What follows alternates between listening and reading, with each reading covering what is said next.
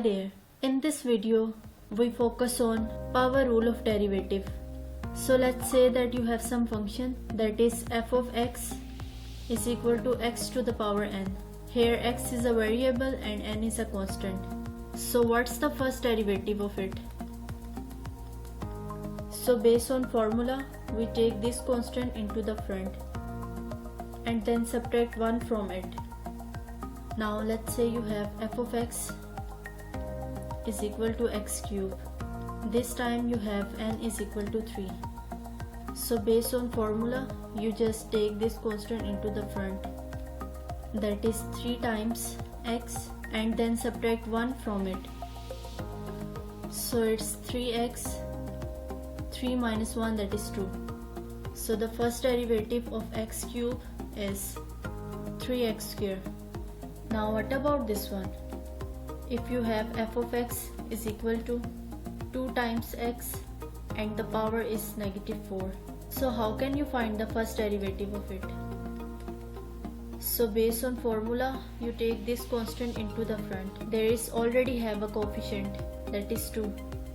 So you just multiply negative 4 with it and then subtract 1 from it.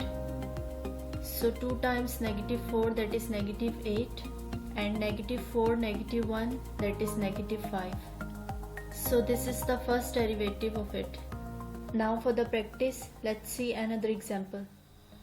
So the derivative of it is 4x, because in this case already have a coefficient, that is 2, and when you bring the power 2 in the front, that's 2 times 2 is 4, and then you subtract 1 from it.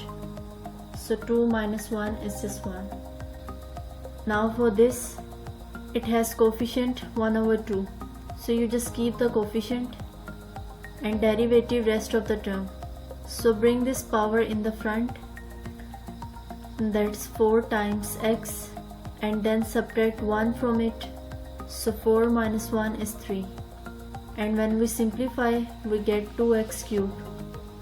Because 2 times 2 is 4 and 2 times 1 is 2. Now for the next, the same story, you can keep coefficient, that is 6, and bring the power in the front of it. So it's negative 3, and when you subtract 1 from it, negative 3 negative 1, that is negative 4.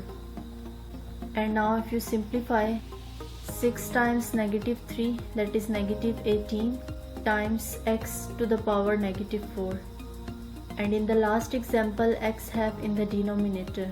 So first you simplify it and bring x in the numerator. So it's x power negative 1, and bring this power in the front of it. So it's negative 1 times x, or you can write negative x. So for the sake of practice, let's see another example. So look at this polynomial.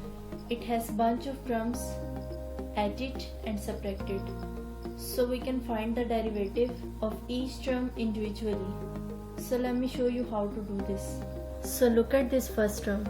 It has power, and anytime you have power of x, you can use the power rule. So you bring the power down in the front of term and then subtract 1 from it. So it's 3 times x to the power 2, because 3 minus 1 is 2. Now let's look another term. It's look very similar, but it has coefficient in the front of it. So you just keep the coefficient and take derivative of the rest of the term. To do that, we bring the power in the front, that's 2, and then subtract 1 from the power.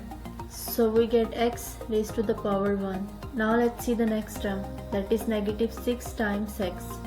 So anytime you have a number times x, the derivative of that term will be just the number.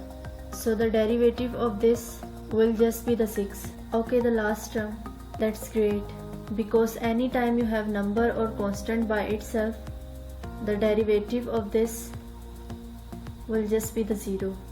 That's actually a constant rule, so we just write plus 0. Now just simplify it a little bit And that's the answer of this derivative. Now what about this one?